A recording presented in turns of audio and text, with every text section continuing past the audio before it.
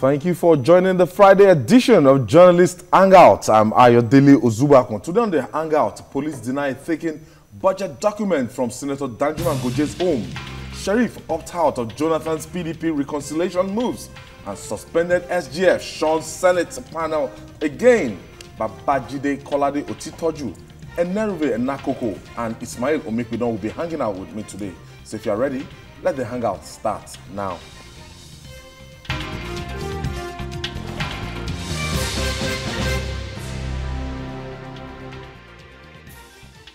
The Nigerian police force has said that the search warrant executed in Senator Goje's house has nothing to do with the 2017 budget, as alleged by him.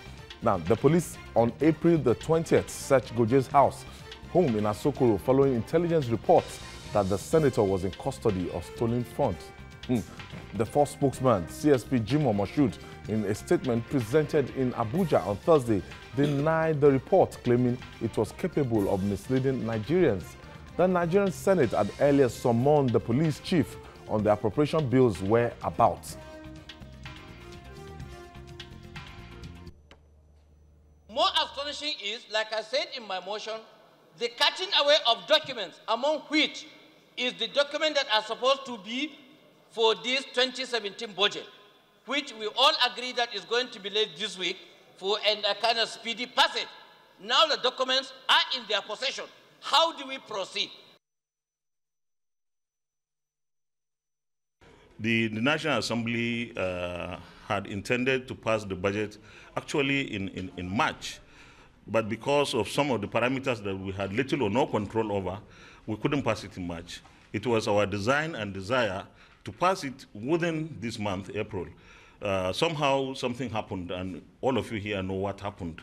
One of our colleagues, the chairman Senate Committee on Appropriations, distinguished Senator Goje's house, was raided by the police after a whistleblower gave information. And when those documents, part of those documents that were taken, it was reported that the part of the budget papers were also included. And this and other things that happened. And essentially, the other things are the trauma that the chairman, the Senate Committee on Appropriations, had to go through. But the good news is we are doing everything possible to ensure that we catch up the lost time. Babajide, straight up, when I saw this and I was like, so it was the raid on Goje's house that is holding the 2017 appropriation. The House of Representatives actually alluded to this same fact. What do you think is happening? At the rate these people are going, Nigerians will rise up in a wave against them if they don't stop. Because, see, they were not elected into the National Assembly to be involved in a cat and mouse game against the executive. They're just trying to blackmail everybody. You've tried to blackmail us over Magu. The executive refused to budge. Now you are saying that because they took some documents away, that the budget document was part of what they took away. You are now saying that we can't make progress. So only Goje has the budget document. And it's not a one-man committee. Other people, and it's not just his committee that works on the budget. It's not just that committee. Even the House of Reps, they have so much work to do on the budget. So what are we talking about? Why have we reduced governance to a circus? The whole world is looking at us. I don't know what our national lawmakers have turned themselves to. Because this is blackmail. In every sense of the word, it's blackmail that we are seeing. You try to blackmail us because Saraki was put on trial. Now Goje's home was raided, and you are trying to also use that to blackmail us. I just don't know what's the matter with these people. We just can't continue like this. And Nigerians are looking at what is happening. If Nigerians will become much more enlightened politically. I think that the people currently in the National Assembly who are putting you and I to shame, I think that they should be served, they should be taught an exemplary lesson in 2019, because a lot of them will want to go back. Given the perks of the National Assembly, they want to go back.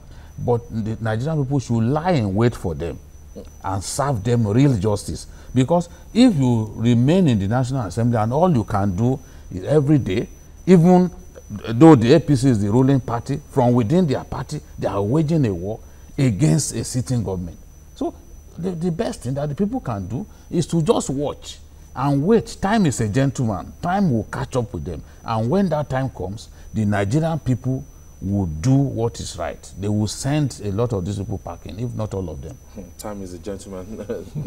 Mr. Migbinon, looking at it from the flip side of it, you said police alleged that, it was a whistleblower and Danjuma Goje was in possession of funds, and apparently from the figures and everything they got in his house, apparently it ended up being a false alarm. And some of the senators are saying that, look, you must, is it that you retract, return all the documents, and let's know the identity of this whistleblower that gave a false alarm, that you didn't find what you were looking for, because all these reals and $8,000 and that does not suit the purpose of, we're talking about big time cash here. Yes, I think I want to agree that it was not possible for a budget document to have been stolen by the police. However, I think the police also did not handle the matter well. First, we do know that, I know that there is an arm of the police investigating that this with financial, SFU, that this with financial crime or whatever. But in recent times, EFCC have been up and doing in that regard. Now, if there were to be inter-agency relationship, I believe that the EFCC and not the police should have carried out the raid. Now, again, from the way the police spoke, you will see that the police knew they had goofed, and Goje too wanted to get back at them. That was why he raised, because it was after he raised the alarm that the police now returned the documents, and after returning the documents, they now started flying with another information that a document concerning how Sheikh Jafar, a popular Islamic cleric in Kano, was killed. Now, as I speak with you, that matter is already generating tension in Kano, because Sheikh Karau put up himself as somebody, not just a political leader, but also a religious leader. Now, for him to have been accused, rightly or wrongly, of having hand in this, it's a serious matter for the people of Kano, because Sheikh Jafar is one man that is well loved in Kano. But again, those of us who followed the circumstances leading to Sheikh Jafar's death know very clearly that it was Boko Haram that came after the man. Except, of course, if police is telling us that they have other information aside, because from what the police put forward, they said they saw an article, just like you wrote something about Babachir, and maybe I was interested in what you wrote, and I decided to keep, then you find it with me. You now say, okay, I probably share the thoughts Babachir put down, and maybe you want to hold me, because from what the police has explained, that that is what it is. I think both the police and the Senate have not been forthcoming on the matter. But it is also wrong for the National Assembly to say that it was that raid that is causing the delay of the budget. The raid was just carried out about a week ago. On Monday, it's going to be first. For the past 3 months. The 1st of May. Yeah, for the past 3 months, we have not heard anything about the budget. Yes, that's what I was about to say. Why that we don't have we don't have budget, and we are going to the 5th month. And I think the thoughts of Babachir Titojo has actually captured the essence of this whole issue. Really, these guys are just misfits, jesters. You are telling us that a budget has been presented by the president over 5 months now. It is now you are saying that you will not be ready because one document was stolen. In this age, where documents are even stored in soft copies in the cloud and all of that, you are telling me that because a chairman of an appropriation committee, we can't move ahead. So you can't move ahead because, so are you now saying that Senate that has 109 members, okay, let's say because maybe 1 or 2 senators are not alive, so they've not conducted election, okay, even if there are 100 members, you are saying that it's only your copy that is available. You are saying that there's no copy in the house. So that does not even sell at all. Backup. There's no, you understand? It does not sell. So it does not sell. And to me, at times, I ask myself, when these people are talking, do they think that people they are talking to us for fools. Are fools, or they don't even know anything? Now, this coming from Senator Lawal, that we know the road to being a majority leader was quite turbulent and tough. You see, that is the problem. You know, he has said it sometime. When it is when something is not getting to them, when they are not taking the real part, their hands is not in the real till. You know when you're in a place, there is a till. If your hand is not really touching commercial break. Let me take this commercial break. We'll be right back after this time out. It's still Journalist Hangout. Stay with us.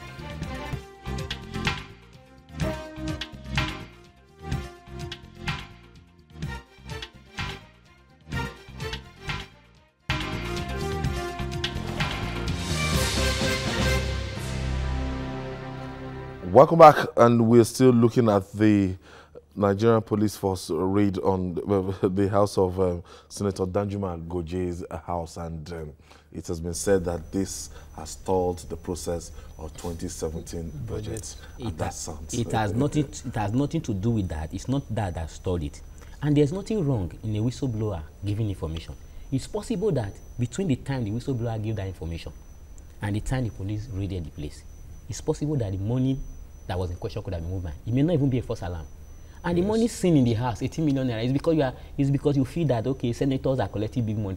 18 million naira is a small amount of money. If you have 18 million naira, you will keep it at your house. That's what I'm saying. If you have 18 million naira, you will keep it at home. If you have even $5,000, are you sure you put it in your flat? So why should he keep over $27,000 and some other amount and the 18 million naira at home? Yes. Is his house a bank? Exactly. You can claim that he's within his emoluments and whatever. Yes, granted. But I must also tell you, because not everything is as it seems. It's possible that between the time the whistleblower, like I said, raised the alarm and the police raided it. Nobody knows that. So, and there's nothing wrong. Well, you alluded to EFCC, and there's nothing wrong because even people in EFCC are don't know when the alarm was raised. Maybe they didn't act fast. Maybe that's what I'm saying. Between the time, so because even as he tipped the police, you know that somebody within the police. Maybe it was a false alarm. And maybe there is an insider in the police who also tipped the senator off. Yes, I want this kind of money. No, it happens. It happens. Somebody within the police could have tipped the senator police. off. Yes. I'm extremely, when it comes to the police, I'm extremely critical of their professionalism. Yes, exactly. When it comes to of their ability to do a good job. Somebody could have seen the senator let's take off, Wale. all of that will happen. Wale is calling us. Thank you, Olawale, for joining us. Olawale, thank you for joining us. Okay, we have to go. That line, something. So, Jide, looking at it now, and the way this thing will span out, what this government set out for, when they started, and what they promised Nigerians, and they don't have the complement of the National Assembly, and it's a big problem. At the end of the day, time is running out. On Monday is the 1st of May. In 28 days' time, it's going to be May 29th, and this administration was sworn in May 29, 2015. It's going to be 2 years, and the clock is ticking, Jide. The clock is ticking, and people are becoming more and more impatient. Even some of the biggest supporters of this administration are becoming impatient. People want results, and they can't stand a situation whereby within the same party we have a situation in which war is being fought from within. The biggest impediments to the progress of the Buhari administration are within the APC. They are within the APC, especially in that National Assembly. So how can real progress be achieved? That was why we shouted here that the chairman of the party, national chairman, should call them together and find a solution. He listened to us. Okay, but we are not sure that even this meeting achieved anything. Bayo is calling us from London. We'll be back. Thank you for joining us, Bayo. Tayo, thank you for joining us. Oh, good afternoon. I just want to say hello to the panel. Mr. Jide, I really, really admire things. You always come up with the facts. So sometimes I don't even need to call. But can I just make this statement? When Nigeria started seeing money in people's flags, Nigeria was saying they are embarrassed. This is the biggest embarrass, I tell you now. When you have a sitting senator who took Nigerian money and bathed and used Nigerian taxpayer to go to court with Nigerian security, that is the highest embarrassment. And I can tell you today, I don't think Nigeria needs two houses, because the job that we do here in England in a week, it looks like that's the job that they're doing in a year, and they're getting all this money. So Nigeria should think and look at it, how much we can save to have just one house. There's no point having these people wearing big clothes and having money all over the place, and they are not serving Nigerians.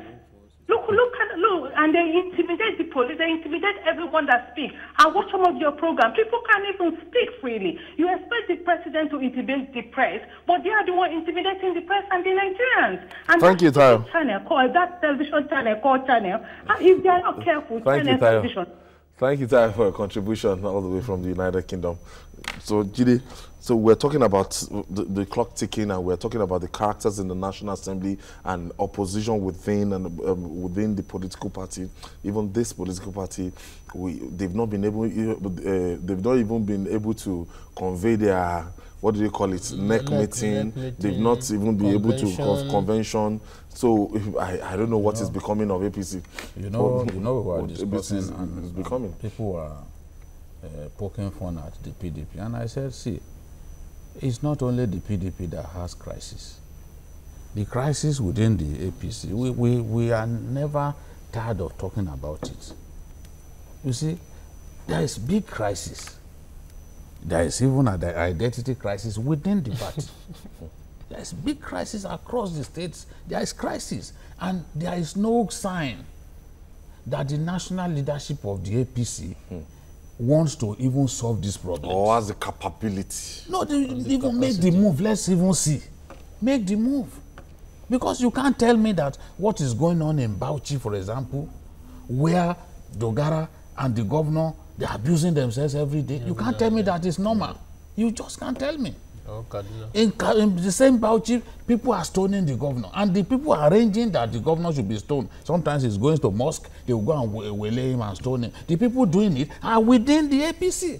It's not even the PDP that is doing it. The people shouting themselves worse and making the Buhari administration look really bad. They are not even the PDP members in the National Assembly. How many times do you hear Akpabio, for example, the minority leader?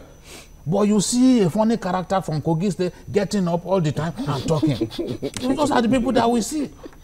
People from their own party.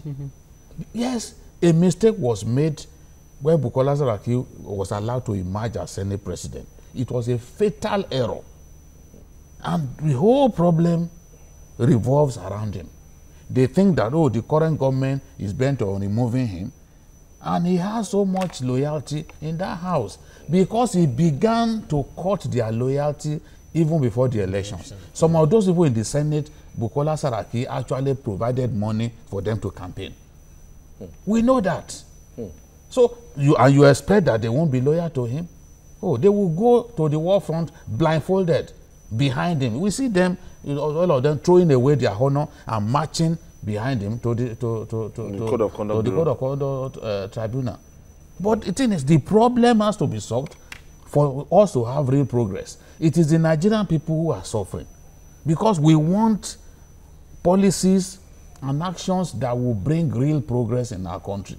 But we have a National Assembly that continues to work in, against the interest of the executive. And you see the executive too wants to show itself strong. That's why Buhari will present an 82-year-old man as an ambassador nominee and still go ahead after the man was rejected, represent the same old man again. So what is happening? Ismail, way out of this logjam. Well, you see, let me say one thing. From 1999, up to the time APC took over, the opposition in the National Assembly has always come from within the ruling party. Go and check the records. The opposition to the government has always come from the ruling party. And that's not to say it's that normal. Was, so it's not normal, but that has been a transition. However, when Bukola opposition, how? That is, I mean, opposition to opposing what the executives are doing. It has usually come from within the PDP. So, when PDP was in power. During Jonathan's time, when David Mark had a firm grip of the Senate, were we being subjected to what is going on now? That is what I want to explain. No. People can get up, one or two persons can get up and oppose certain actions of his own party. But what we are seeing now is a preponderance of APC members being the ones do all the talking. Let me explain the point. Opposition to a policy. The point I'm trying to explain here. This one is a gridlock. When the former SGF, what's his name? The middle past SGF. Ayim was in complete control of the Senate when he was Senate president. Okay, I have Tony from Lagos. Control. Thank you, Tony. Yeah. Thank you, Tony, for holding on. Yeah. Good evening, everyone. Good evening. Yeah, Babachir, good evening, and other friends. Good evening, my brother. Yeah, you guys are doing a very good job. Well done for keeping Nigeria informed. Now, the clear cut is this. I want Nigeria to know, that's my own perspective anyway, that the National Assembly are the core problem we have today. And those who are the bourgeois and their allies. I watched Senator Goje on the National Assembly floor saying the way they carted away the budget document, and I felt ashamed of myself. Now, it has come to bear that what was actually removed from the House is not even the document. And there are two incriminating documents, especially that has to do with the death of a sheikh in Kano State. So I want him to still come back and defend himself. Nigeria should know this. These people have taken us a long time. They've taken us here, right? Just like Babachir said, and the woman that called from London. How do you explain 18 million naira in your house? Are you the only richest person when you have millions of people that are starving over there? So, and I'm quite sure there is a law, if I'm the Money Laundering Act, you are not supposed to have over 5 million naira. Thank you, Tony. I'll take this break again. When we come back, we'll wrap up on this topic. It's still Journalist Hangout. Stay with us.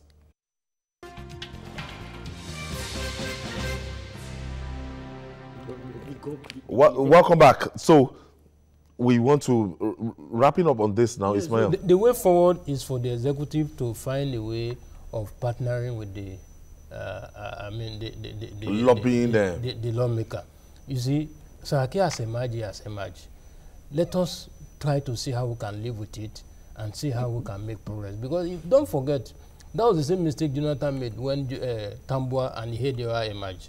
Once they emerge against the will of the party, the next thing to do is to see how to own them, embrace them, so that the opposition does not use them to the disadvantage of the government. So, because I believe very strongly that if some of these things that have been taken to the Senate have been discussed before they are taken there, it won't face the type of opposition, you know, because once they are discussed, what the presiding officers will do is to go and discuss with his colleague. Look, this is what Mr. President wants. We have looked at it. It's for the good of Nigeria, this, and before you know it. But when you carry on as if they don't matter, they will also want to let you know that they also matter. Because, yes, Tambua was not the candidate of his party, PDP.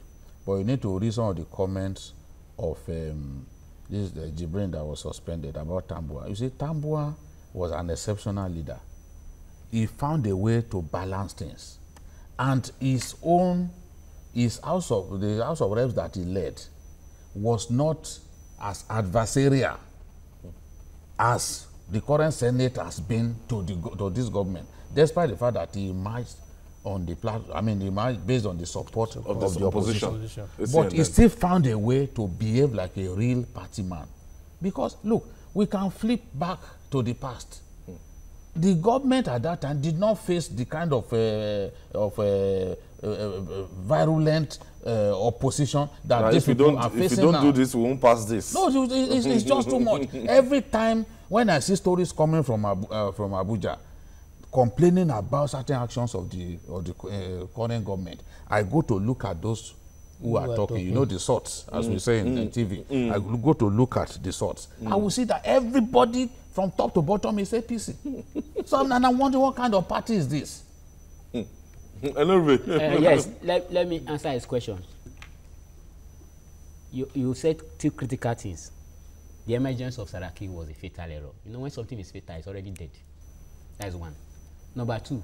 No, there is no solution because they can't remove it.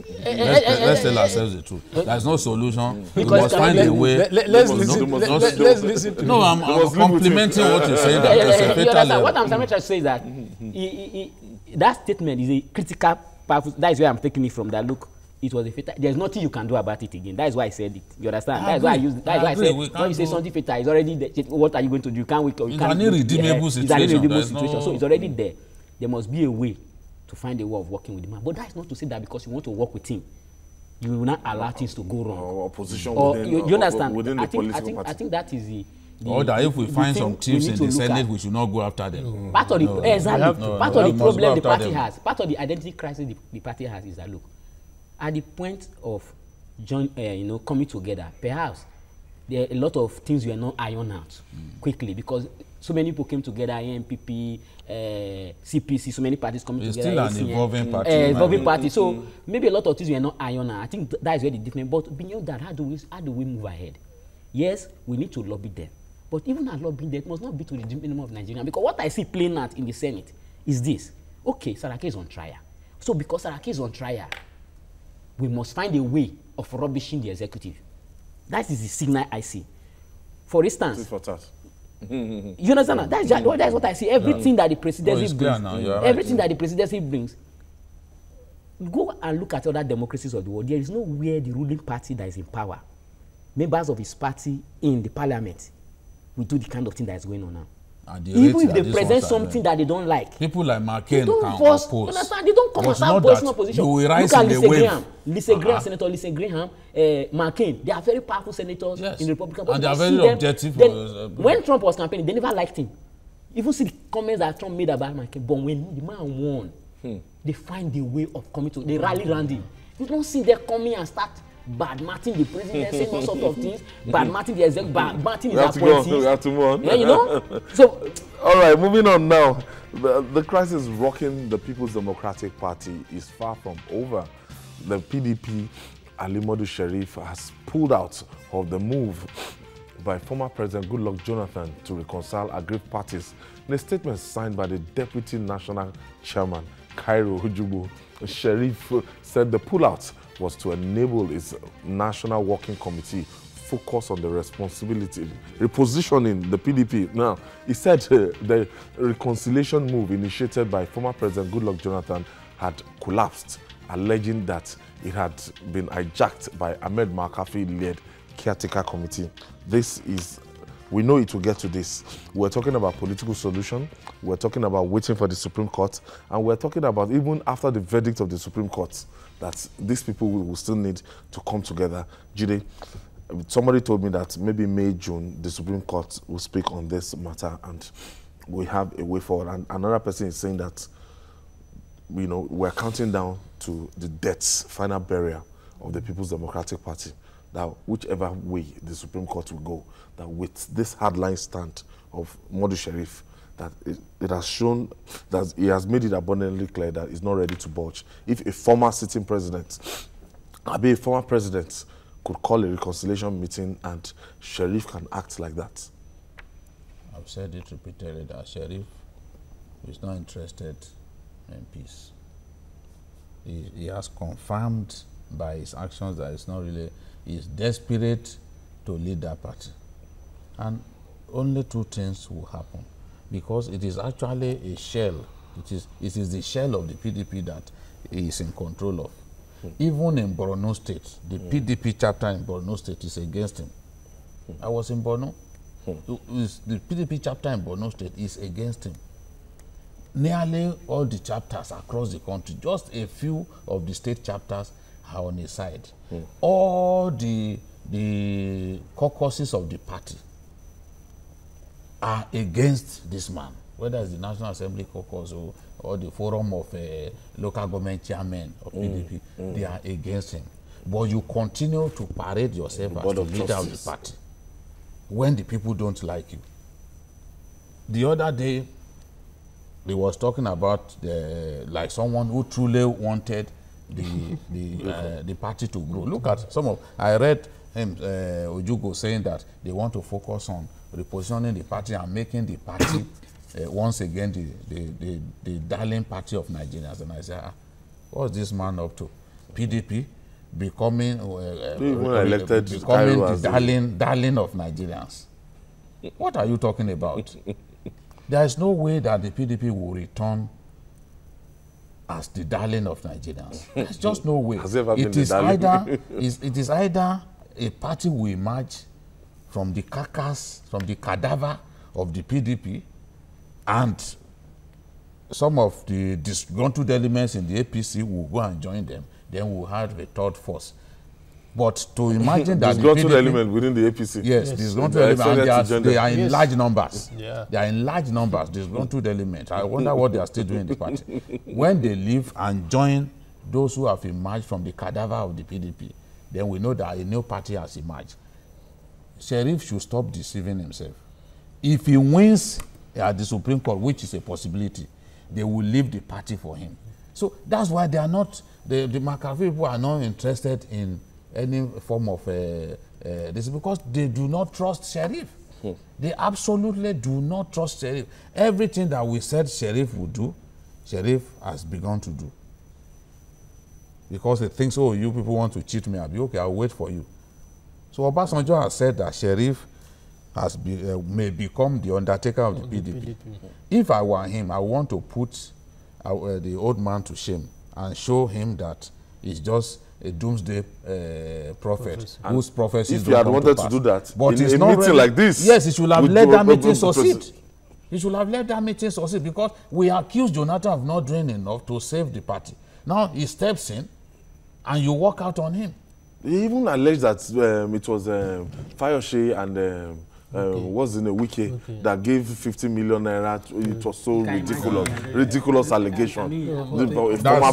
Former president. And he says that he wants to unite the party, make the party strong again. What is he organizing? Karo Jugo is a very funny who voted for him? He's an insignificant politician. Both in law and the constitution of the party is not an executive. What we are actually seeing playing out in PDP is really a sad situation. You can't say you want to reposition the party when most of the governors of the party, because that is what you have, you are not on good terms with them. You are even abusing them. Even the states that are critical, whose governors who is the governor on the side? Maybe the Cross River governor. Exactly. Maybe that one, because nobody knows where that one. So whose governor do you have on your side? So who is the governor that you have on your side? And then you walk out on a former city, even if you don't, a former president like say, even if you don't like that former president, all the organs of the party are not on the side. Are not on your side. So he goes around parading himself as less than one third. So okay. One third, we will talk about 10%. You know, and so because you have an appeal ruling that gives you a sort of feeling, and you are beginning to be well. Like you said something when you were talking about this topic. You talk about a political solution. If a political solution fails, we are going to resolve the thing through the Supreme Court. Okay, I have Kenny from Lagos calling us. Yeah. Thank you for joining us, Kenny. Thank you very much. I love what you guys are doing in the house, okay? Thank you. And I do appreciate Babajide's concept. It's a very good diplomatic and diplomatic discussion. Thank you. There's something I want to actually contribute towards what is actually going on in Nigeria today. Mugabe, in one of his statements, said that it is good to marry an illiterate. Not until when you write a text message to that an illiterate and say, darling, I love you, good night. And that an illiterate now replied, I say, sweetheart, rest in peace. He said that Nigeria, that person can no longer have sleep again that night. That same issue, when they asked him, Papa, what are you saying? He said, that same issue is something regarding to Nigeria issue. This administration has completely rendered all of us unlettered. Everybody. Thank you very much. Thank you, Kenny. I do appreciate you. Thank you, Kenny. Yeah. So, I will quickly take my final break. When we come back, we'll discuss more. Still, journalist Hangout. Please stay with us.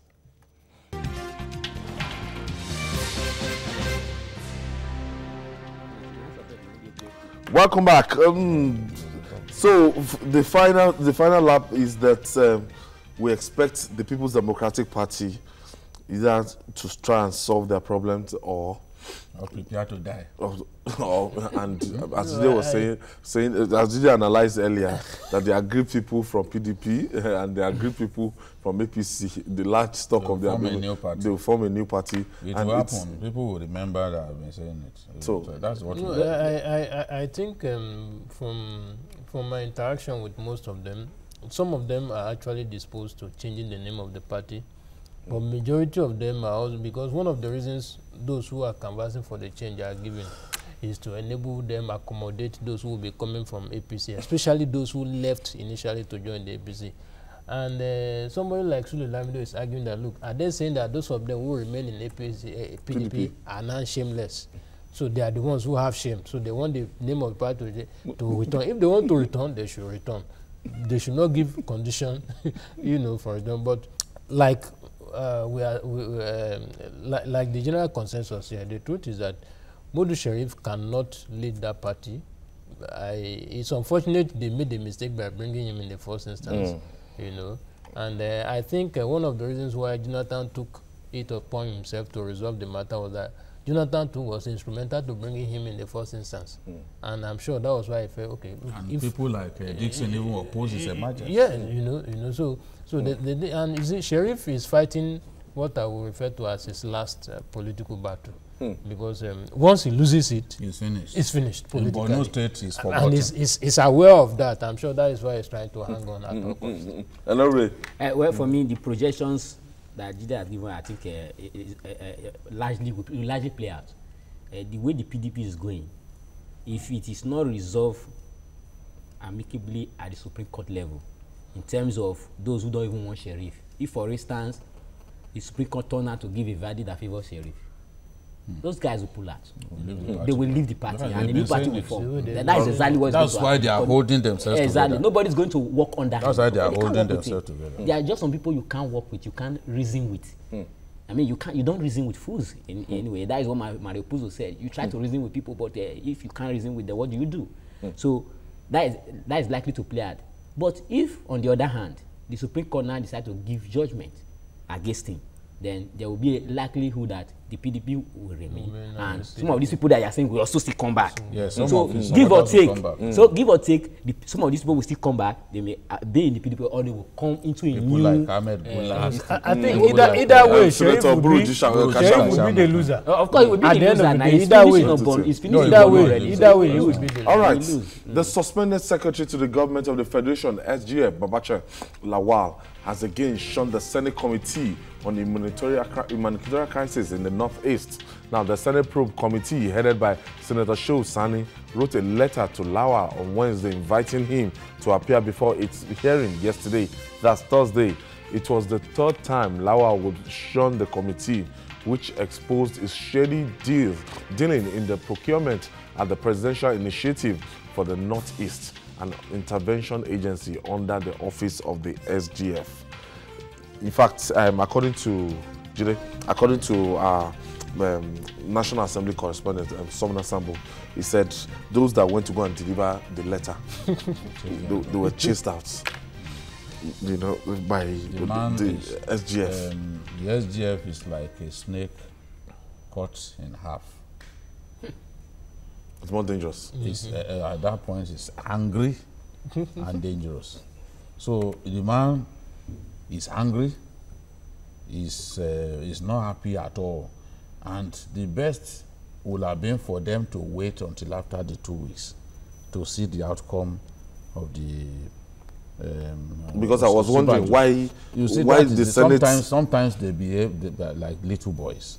You can see even this one, the 43 But this panel has been constituted before. Yes. So why now? Why now? Why now? Why should it be at this time that he's facing grilling the hands of Oshibajo, that you now want him to also come and face you people. What is wrong with them? They could have waited. Maybe it's just 2 weeks and 1 week is gone now. They could have waited to see what the outcome of that one would be. But it's like a Senate that is in constant competition against the executive. That's why even the Senator that money, the money that was discovered in Ikoyi, they are also saying that they are going to start investigating that one. Why didn't they discover that that money was there in the first place? You wait, the executive starts something, and then you will now say, okay, you want to investigate the same matter. What is the problem with these people? So Shehu Sani should have waited for that report, for Oshibajo to come out with his own report, and then they can but invite him a is it not fair to, these are two different arms, they don't work together. Must they necessarily wait?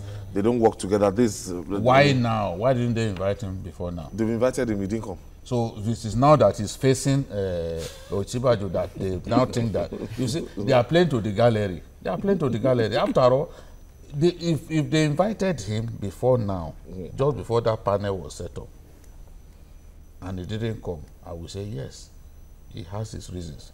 But a man that is dead, or that is down, groggy on the ropes like a punch-drunk boxer, you are looking for a way to further humiliate him before Nigerians. Because there is no, whether he likes it or not, Babachir Lawal will not get a favorable report from this Senate. He knows it, that they are going to savage him with their report. He knows that, he expects that already. So let him face these people, let him face Oshibajo and his team, and after that, after that 2-week window, you can call him. Why the haste? You can call him and subject him to your own grilling. And if he doesn't come, you have the power to get the IG to bring him to come and face you people. That's what I expect them to do, because at that time, Shebi is still under suspension. At that time, he will have no reason not to face them. Ismail. They just want to disgrace him. Do you share the same sentiment with Jide? To a large extent. In fact, when I saw the summons, I thought it was the old one they were referring to. When I saw the story that the man refused to appear, I thought it was the old one. So it was when I read the story I discovered that it was a new summon. And the next thing I did was to flash my mind back to what Senator Shehu Sani said about 2 or 3 days after the executive set up its committee, that if the Oshibajo panel decided to do a secret trial, that they will release their own document publicly. And I asked, what are they waiting what is their own business with what? Since they have those documents, why don't they release to us? I think what they are trying to do is, okay, since we want to send the man away at all costs, let us join hands together to send him away. I think that is what I think that is what the Senate is trying to do. I don't want to spare him. Well, on Babachir Lawal, he ought to have given himself the benefit of doubt, or to the first time the Senate invited him. But again, too, he could also have been acting on instruction, because when you are an appointee of the president, or even an appointee of a governor, if the parliament summons you, you need a clearance before you can go. If it's on issues that you are working on, you can't just say because they summon you, you just go without the approval of the president. So I'm not saying that they didn't claim. I'm just raising this, that it could be that he is obeying instructions, but I don't know why he refused to appear to at least clear his name on that issue. Maybe he thought he won't get favorable. Do you understand? But I see bad. something playing out. What I think is happening on Babachir Lawal and the Senate is this. On that contract issue, whether he benefited from it or not, I don't have the details. It is what I'm hearing. I still see it as speculation. But I know something is clear. The office that oversees the CCB and the CCT is the SGF office. Many of those parastatals under the government, the agencies, are directly under his office. So it was when the CCT started the trial of Saraki that they started having issue with Babachir Lawal.